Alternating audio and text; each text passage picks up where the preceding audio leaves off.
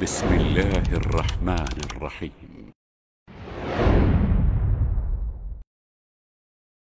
Nabi Musa alaihissalam adalah satu-satunya nabi yang dapat berbicara langsung dengan Allah Subhanahu wa Ta'ala, sebagaimana disebut kalamullah. Setiap kali dia hendak bermunajat, Nabi Musa akan naik ke Bukit Tursina.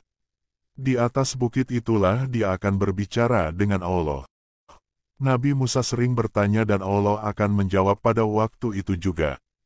Inilah kelebihannya yang tidak ada pada nabi-nabi lain. Suatu hari Nabi Musa telah bertanya kepada Allah, "Ya Allah, siapakah orang di surga nanti yang akan bertetanggaan dengan aku?" Allah pun menjawab dengan mengatakan nama orang itu, kampung serta tempat tinggalnya. Setelah mendapat jawaban, Nabi Musa turun dari Bukit Tursina dan terus berjalan mengikut tempat yang diberitahu. Setelah beberapa hari di dalam perjalanan, akhirnya sampai juga Nabi Musa ke tempat berkenaan. Dengan pertolongan beberapa orang penduduk di situ, beliau berhasil bertemu dengan orang tersebut.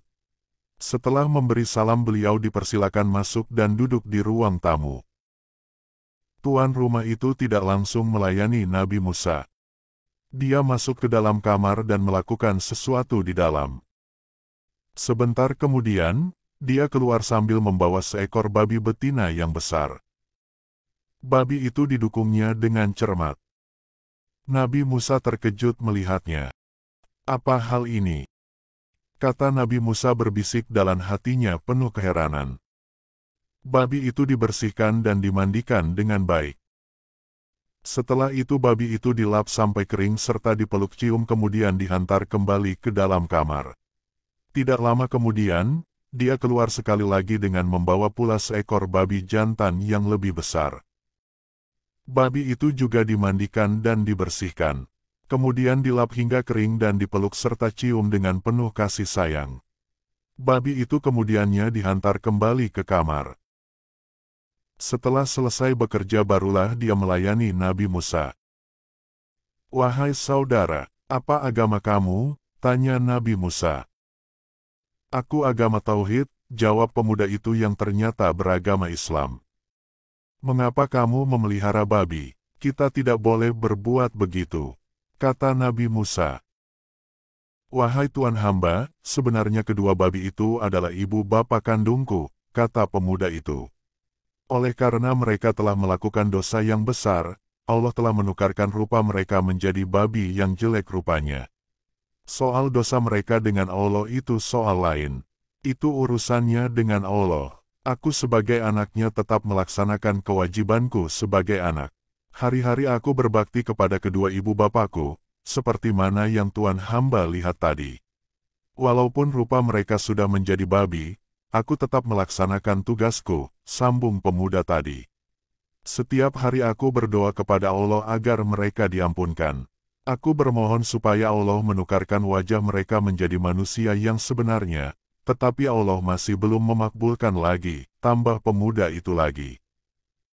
Maka, ketika itu juga Allah menurunkan wahyu kepada Nabi Musa alaihissalam.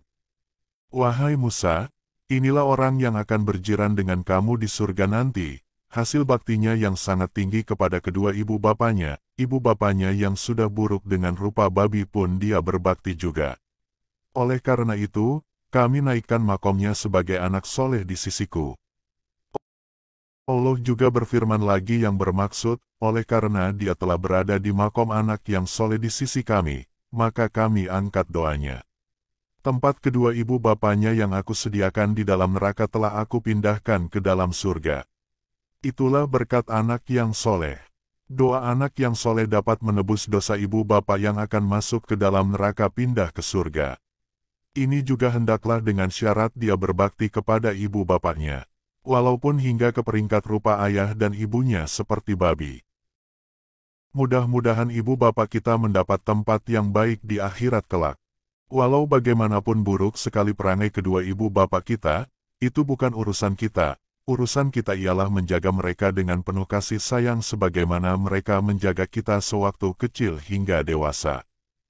Walau banyak mana sekalipun dosa yang mereka lakukan, itu juga bukan urusan kita. Urusan kita ialah meminta ampun kepada Allah Subhanahu wa Ta'ala, supaya kedua ibu bapa kita diampuni Allah Subhanahu wa Ta'ala. Doa anak yang soleh akan membantu kedua ibu bapaknya mendapat tempat yang baik di akhirat. Inilah yang dinanti-nantikan oleh para ibu bapak di alam kubur. Arti sayang seorang anak kepada ibu dan bapaknya bukan melalui hantaran uang rupiah, tetapi sayang seorang anak pada kedua ibu bapaknya ialah dengan doanya supaya kedua ibu bapaknya mendapat tempat yang terbaik di sisi Allah Subhanahu wa Ta'ala. Doa terbaik buat orang tua kita, amin.